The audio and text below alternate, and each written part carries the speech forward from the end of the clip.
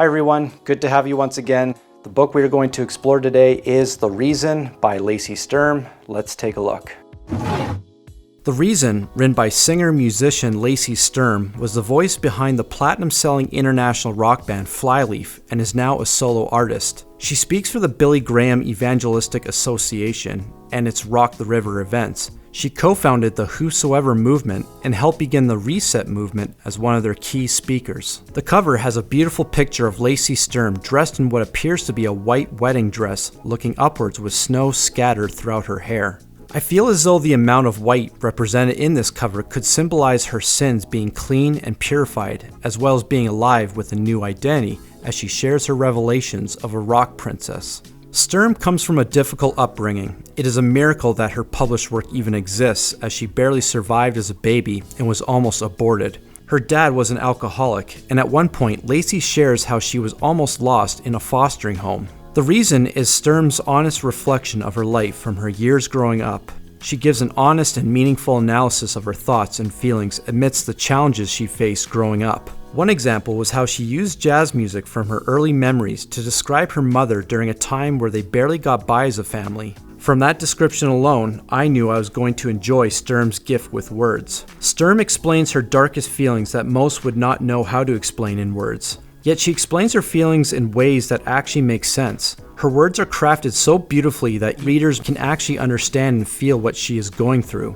Her deep, dark depression led her to plan her own suicide, which never materialized, as she was interrupted from miraculous events and an unimaginable encounter with God. From there, God's love makes himself completely known to Lacey as life takes on a complete new meaning and journey for her. I find some of the strongest aspects of her writing come from the smallest details. There are the occasional small illustrations of Lacey, almost as a cartoon, which at the moment depicts how she is feeling throughout the book. These small drawings are clever. The side quotes, which is not uncommon, always adds a great touch and insight to her feelings and message Sturm is trying to share. The mini chapters within chapters, again, are great for the reader to use as a checkpoint if they need to step away from the book or only have a few minutes to read. While these are small details, they go a long way towards an enjoyable reading experience. Her greatest strength, as mentioned earlier, is her ability with words to articulate the feelings and emotions she is experiencing.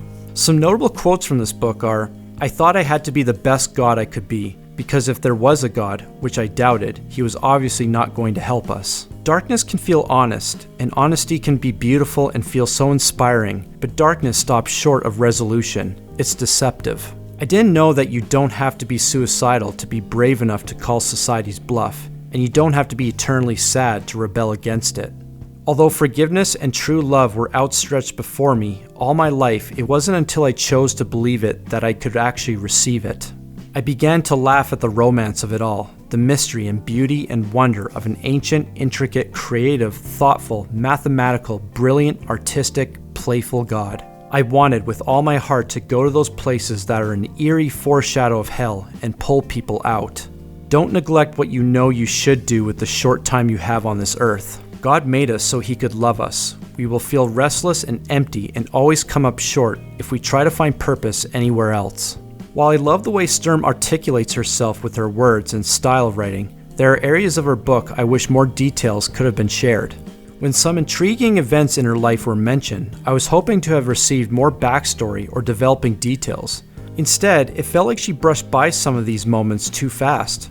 While she did describe these events, I was hoping to learn more about her life being an atheist, how she got into smoking weed, the way she displayed her hatred towards others, her relationships with her ex-boyfriend and ex-girlfriend, her unimaginable encounter with God, and her time with Flyleaf. Perhaps some of these topics were difficult for her to express in further detail, which is understandable. However, I really wanted to gain more perspective through her beautiful ability to explain her thoughts and feelings. More details of those events could have helped the reader gain more insight about Sturm. Instead, I am at times left scratching my head to my own imagination and speculation as to what could have happened. Sturm's raw emotion bleeds through her words. By the end, I could sense Sturm's relentless desire to share the simple message of how much we are loved by God. While mostly anyone can pick up this book and feel inspired, those that are battling deep depression, suicidal thoughts, and just a longing to be loved, The Reason will speak to them the most. Considering this is her first ever published book, she has a very promising future in writing. I am most certain this will not be her last entry, and that her future work will only lead more people to appreciating the value of life the way Lacey does.